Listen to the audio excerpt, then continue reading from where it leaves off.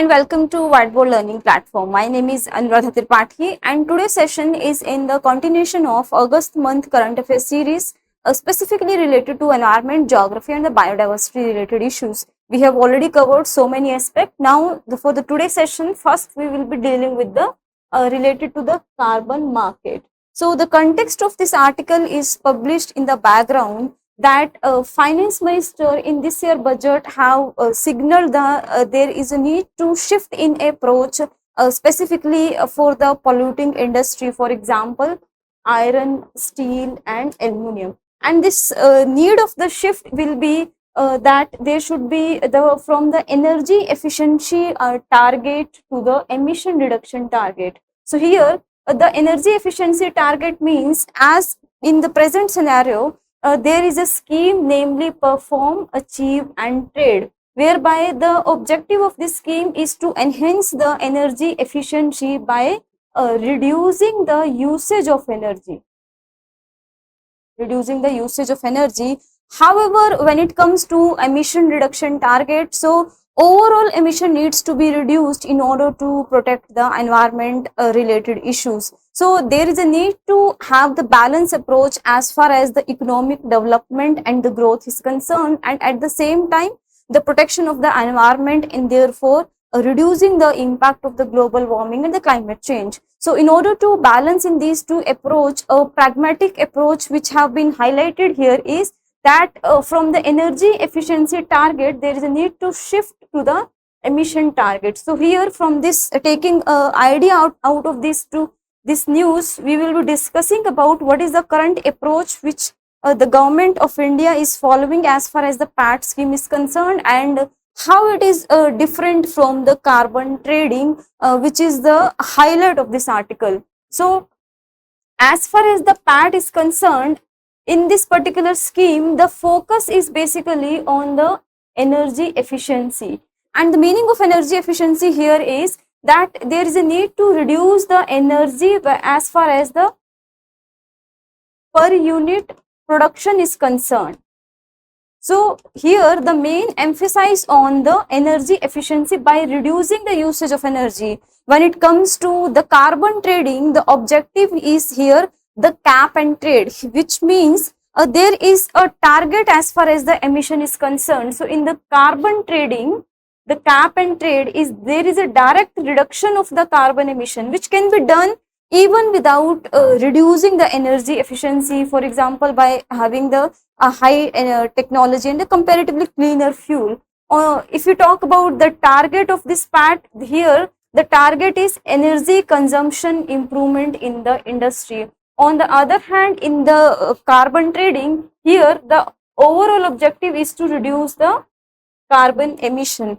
If you talk about the mechanism, so whenever industry is given the target under this PAT scheme, so they need to reduce the energy usage, whereby the reduction in the energy they can get and they can earn the energy saving certificate, which will be equivalent to the amount of the energy usage reduction. So in exchange of the usage of energy reduction, they will be getting the energy saving certificate. On the other hand, in the carbon trading, they will be industry will be getting the carbon credit. Here one carbon credit is equal to 1 metric ton of CO2, carbon dioxide gas. This is the difference that you need to understand. If you talk about the limitation as far as the PAT scheme is concerned, so there is no direct limitation or the cap as far as the emission is concerned. Here the focus is the usage of energy. On the other hand, in the carbon trading, there is a limit on the total emission which industry can do as far as the carbon dioxide emission is concerned. So here if you talk about the market, so the energy saving certificate can be traded. On the other hand, in case of carbon trading, the trade is done in the carbon credit, which is equivalent to the 1 metric ton of the carbon dioxide emission. Here the objective is to improve the energy efficiency by reducing the usage of energy. Here the objective is to reduce the total carbon emission. When it comes to impact, so as we can understand, in the PAT scheme there is a reduction in the usage of energy. So this encourages the lower energy consumption in the per production unit, and here the objective is basically to emit the less carbon. Okay, so in the carbon trading, basically the reduction in the carbon emission is the prime importance, because nowadays the climate change which is happening because of the global warming, the major contributor greenhouse gas is the carbon dioxide. So therefore in the carbon trading or in the carbon market, the emission reduction target is fixed as far as the carbon dioxide gas is concerned. On the other hand, in the PAT scheme, which is about the energy efficiency, and this energy efficiency is primarily focusing on the reduction or the reducing the usage of energy. So this is what the difference. And now the government of India is focusing on that there is a need to shift from this approach to this carbon trading. So now we will be dealing with a certain aspect related to the PAT scheme, which you should know because that is very important, which can be asked in the examination. So this scheme basically launched under the National Mission on the Enhanced Energy Efficiency. So this PAT scheme, which is promoting the energy usage, which is promoting the energy efficiency, this is launched under the National Mission for Enhanced Energy Efficiency. This you should remember, this is very important. And as far as this National Mission for EEE is concerned, that is also under National Mission on Enhanced Climate Change Action Plan. So this National Mission on Climate Change Action Plan is having 8 different missions, and one of those mission is NMEEE, under which this PAT scheme is launched. Another important aspect which you should know, because somehow in various examination that can also be asked, that which is a nodal agency who is responsible for the implementing. So for the PAT, it is a Bureau of Energy Efficiency, which is under the Ministry of Power. So the PAT scheme, the nodal ministry is Ministry of Power and implementing agency is the BEE. If you talk about the objective, we have already seen that reducing the specific energy consumption for the designated consumer. Here the designated consumer means the industry which have been given the target of the energy reduction under this particular scheme. So this domestic designated consumer are basically the energy intensive sectors, means who are using the energy on a large scale, for example the iron, steel, aluminium. So for these kind of the industry under this scheme, there are the certain reducing the specific energy consumption is required. So after reducing this specific energy consumption, they will be getting some energy saving certificate.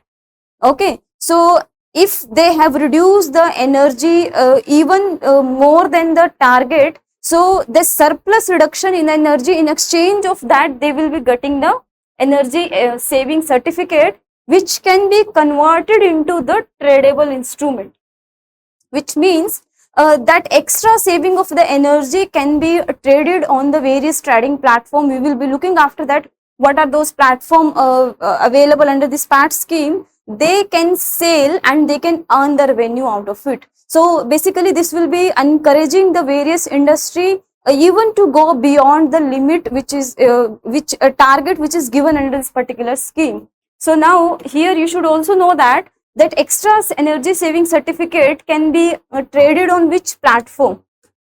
So under this PAT scheme, the 2 power exchange, which is India Energy Exchange, this you should remember, first one, and the second one is Power Exchange India Limited. So this energy saving certificate can be traded on these 2 platforms.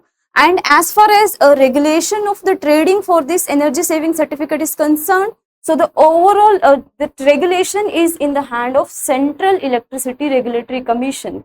Here you should not get confused in between the Bureau of Energy Efficiency and this particular body. So overall implementation of the scheme is under the BEE, Bureau of Energy Efficiency.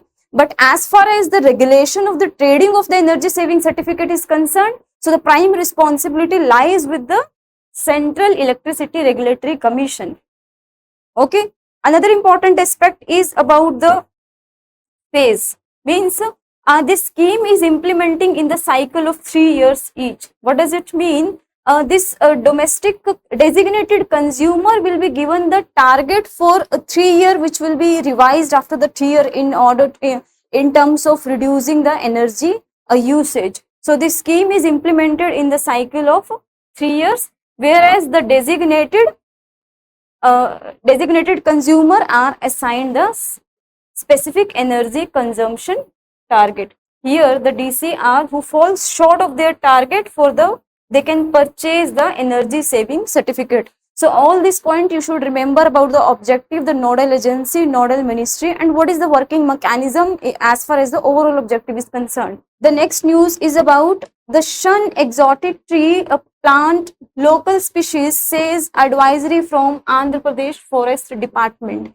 Here this news is published in the context that there are three specific species. That list of the plant species have been issued as an advisory from the Forest Department of Andhra Pradesh, that instead of planting those trees, there should be the plantation of the local species that will be having the greater beneficial impact. The reason being is these three species of the plant are not conducive for the environment, and they are having a certain adverse impact on the environment and the health of the humans. So here we will discuss that, or what are those three species.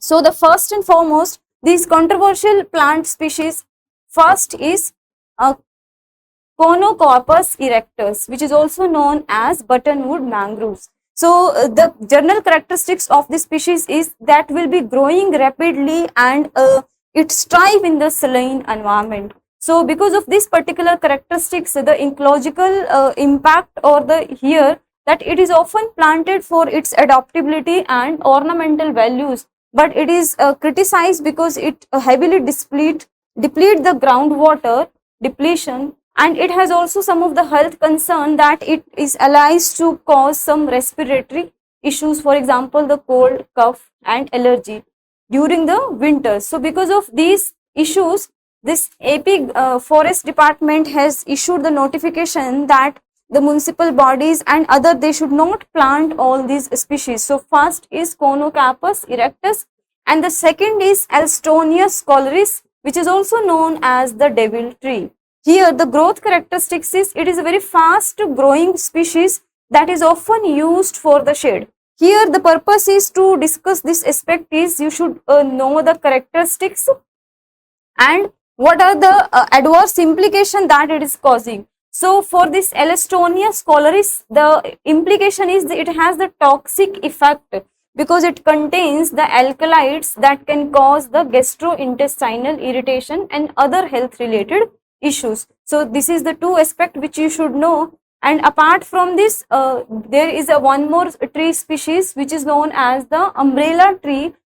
This umbrella tree is highly vulnerable as far as the impact of the cyclonic wave is concerned. So this particular tree species does not provide any natural shelter as far as the cyclonic activity is concerned nearby the coastal areas. So because of this, these three species shall not be grown. Now the next news article that we will be discussing is about the Great Nicobar Infrastructure Project. So here this Great Nicobar Infrastructure Project, this article is discussing the certain aspect that a report which has been published by the high-powered committee which was formed by the National Green Tribunal Calcutta bench over the allegation that this Great Nicobar Infrastructure Project is in the sensitive island coastal regulation zone whereby any construction activity is prohibited as far as the island coastal regulation zone regulation is concerned.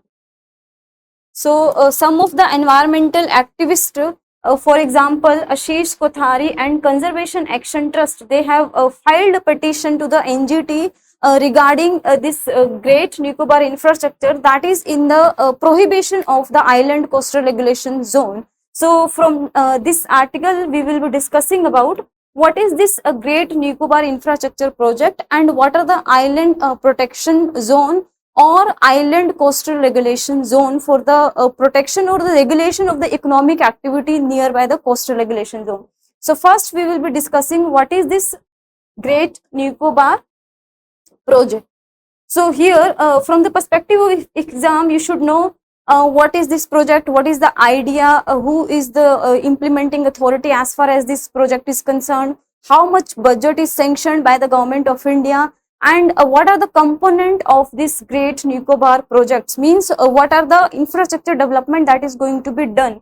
So this Great Nicobar project is about the holistic development project, which is conceived by the Niti Aayog. So this you should know, this Great Nicobar project is conceived by the Niti Aayog. As far as the budget allocation is concerned, it is worth rupees 72,000 crores rupees. This you should remember as it is.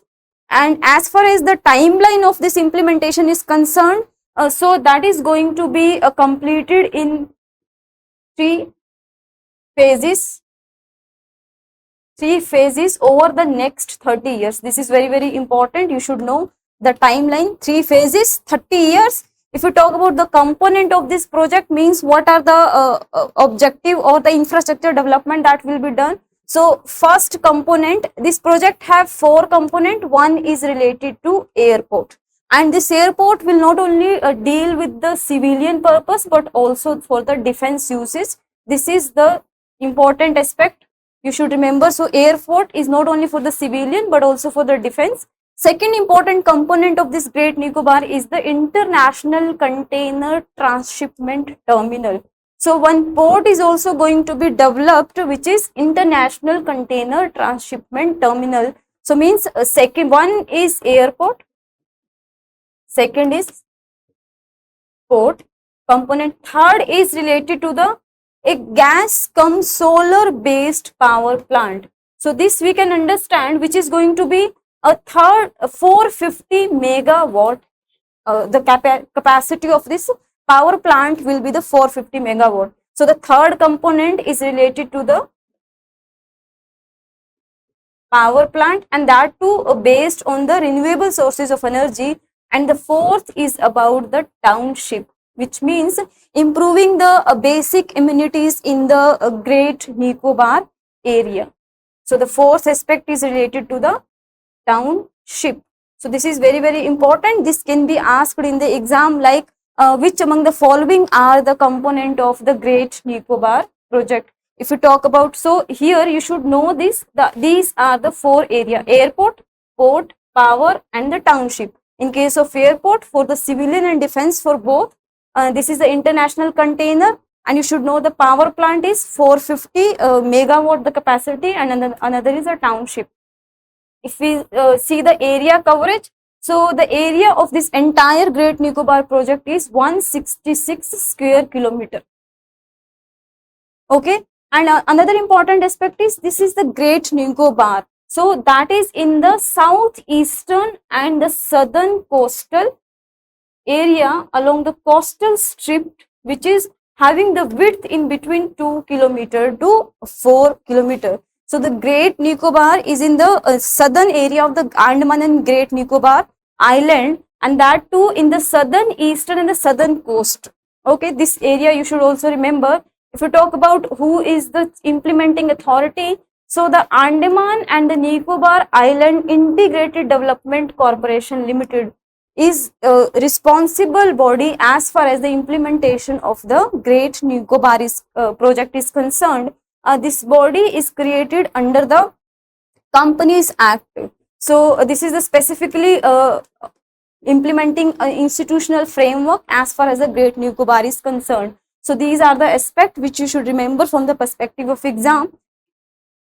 Now, here one more thing we need to understand, that the reason behind filing the petition in the NGT from the environmental activist, that this component of this area that we have discussed, they are falling under the category of Island Coastal Regulation Zone 1AB. So the argument which have been put forward, that this project is fall under this particular coastal regulation zone whereby any economic activity or any construction activity is completely prohibited. So that is going to have a various adverse implication on the biodiversity of the region and the tribal group specifically who are comes under the category of the PVTGs. So now because of this the high level committee report which have submitted recently, they have said that this project comes under the category of ICRZ1B, means here the construction or any economic activity within the limitation is not prohibited. Okay, so here now we will understand that what is this regulation of the coastal area in the island. So as far as the island is concerned, initially in 2011, Island Protection Zone Regulation in 2011 published under the Environmental Protection Act 1986, which have been later changed or termed as the Island Coastal Regulation Zone. That is also under the same act. Here the objective of this regulation is to regulate the activity within the 500 meter of the high tide line in order to protect the biodiversity nearby the coastal area, any mangroves or the coral reefs or the any tribal which are living in the nearby of the coastal zone. So in order to protect the biodiversity health of the ecosystem, these regulations are published. So and under this particularly island coastal regulation zone, so entire island is entire coast around the island is divided into the 4 category, and one category is the Island Coastal Regulation Zone 1. So this zone 1 belongs to ecological sensitive area which lies in between the low tide line and the high tide line. So here you should remember what is the characteristics of zone 1. So this zone 1 is ecological sensitive area. So if it is ecological sensitive area, we can easily understand that there will be any economic activity or the construction activities will be prohibited. But in order to have the balanced approach as far as the development and ecological perspective is concerned, this zone is further bifurcated into the 2 part as far as this ICRZ is concerned. So one is, the first part is 1A and the second is 1B. So this was challenged in the National Green Tribunal because this project is considered by the environmental activists under this particular category. But now the report which have been submitted to the National Green Tribunal, they have said that this project comes under this 1B category. So here you should know that 1A category is ecological sensitive area. For example, any mangroves, any national park, any wildlife sanctuary which is falling in between the low tide line and the high tide line. So here this ecological sensitive area under this category, any activity is completely prohibited. Okay.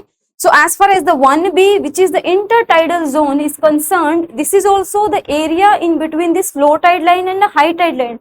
That is not that much ecological sensitive area. So therefore, some of the activity can be permitted. For example, the exploration and the extraction of the natural gas, basic amenity for the traditional inhabitant. So we can see that this Great Nicobar project is having the township as a component. So in this particular area, so the basic amenities, the facility for the basic amenity for the traditional people can also be done. Now the another important aspect is here the salt harvesting can also be done, and the desalinization plant or the storage of any unknown hazardous cargo can also be done. So here this is having the less stringent norm as far as the coastal regulation zone in the island is concerned. Coming to the second regulation zone is ICRZ second, that is the area developed.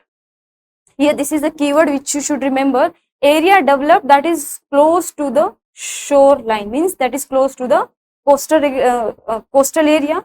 Then the third is the third category of ICRZ, that is a relatively undisturbed area, that is not falling under these 2 zones, including the both developed and undeveloped area. So this is completely undisturbed area which is not coming under either of these two zones. Lastly, the ICRZ fourth is about the coastal stretch in the Andaman and Nicobar Island and the Lakshadweep and any other small island which is not coming under either of these three regulation zone. So here you should remember about all these important aspects which can be asked in the exam. Now the next article is about the cyclone storm which drifting from the Gujarat coast is about Asna. Here from the perspective of exam, what we should remember is the location of this cyclone and the name which is given by which particular country. And what makes this Asna cyclone is significant is from the 1891 to 2023, only three cyclones have been formed in the Arabian Sea. So 2024 one is in the fourth in the series. So for the first time, any cyclone which formed in the Arabian Sea was in 1944. Thereafter, the second one is in the 1964 and the third one is the 1976. So after 1976, after approximate this much of time, in 2024, this fourth cyclone, namely Asna, is formed in the Arabian Sea.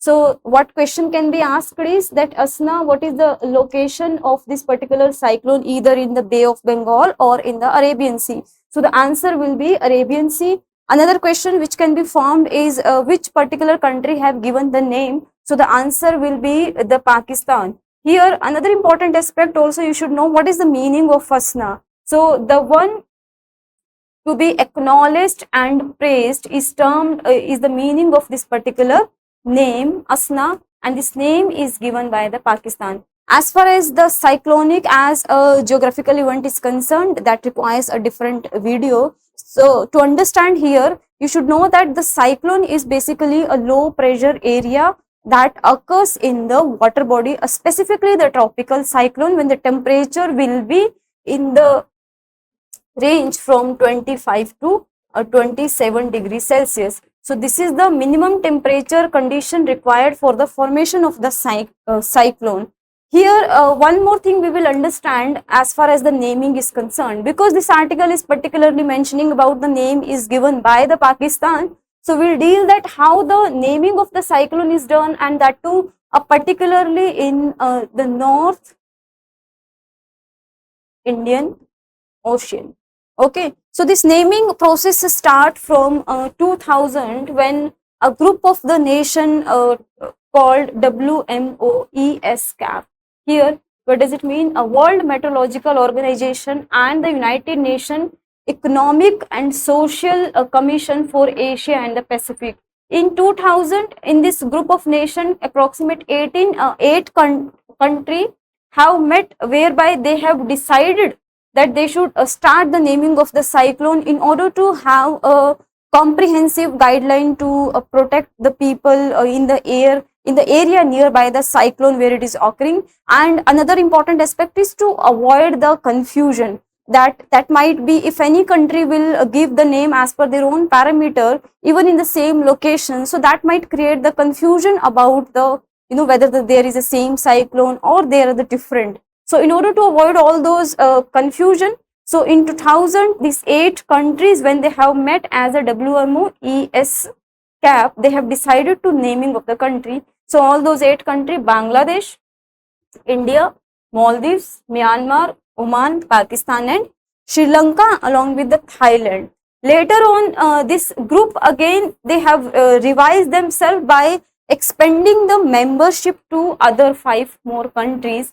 So that is revised in 2018, which means now to name any cyclone, that to the tropical cyclone in North Indian Ocean, so the 13 countries are providing the list of the name to this body on the basis of rotation. Okay, so now the 5 more countries which have been added in 2018 are Iran, Qatar, Saudi Arab, UAE and Yemen.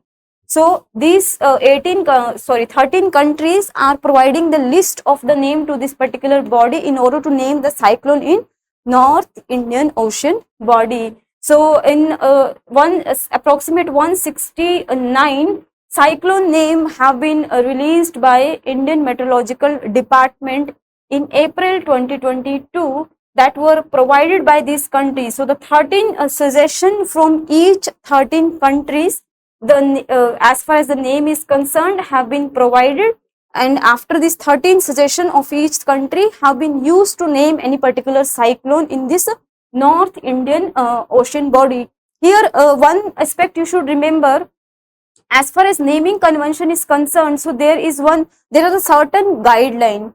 For example, the name of the cyclone should not hurt the sentiment of any religion, any gender. It should be free from any biasness as far as the country, a political policy or any religious policy is concerned, and the name should be very short, easy to pronounce, so that it can be easily used by the people. And this, the most important aspect is the name of the cyclone should not be more than 8 alphabet. So these are the certain condition that you should remember, and this is very, very important, that the maximum alphabet that can be used in the name for the cyclone which is occurring in the Northern Indian Ocean. And how many countries are giving the name? So this is the 13. Initially it was 18, a 5 later on added in the 2018. Now, the next news is about zoo pharmacognosy, how the animals self-medicate. Here, this news is with respect to orangutan, specifically who is inhabiting in the region of Sumatran Indonesian island, and the name of the orangutan is Rakus. So this Rakus, which is an orangutan ape species, in news because they are treating themselves from any wound. So basically here active self-treatment of a facial wound with a biological active plant that has been used by the male Sumatran orangutan. If you remember, we have already discussed about orangutan as an ape species, what are their physical appearance characteristics and how they are inhabited in the Southeast Asian region. They are, as far as their status is concerned, under IUCN, so that is critically endangered, and we have seen that because of the habitat destruction because of the palm oil cultivation in the Southeast Asian country, specifically in Malaysia and Indonesia, how the habitat and their existence is in the threat. So that is the part of the Malaysian orangutan diplomacy. So here we will restrict our discussion with respect to this Rakus only, who used a plant species. The scientific name of that plant species is Fibroria tincotoria, which is also named as in the local slang as Akar cunning. So by extracting the juice out of this plant species, this Rakus orangutan have used on the face, which led to the healing of the wound after the 2 months. So now the image of this Rakus orangutan have been published in the newspaper, whereby the wound have been completely healed. So that is again in the news. As far as this plant species is concerned, this plant is known for its antibacterial, anti-inflammatory and antifungal property.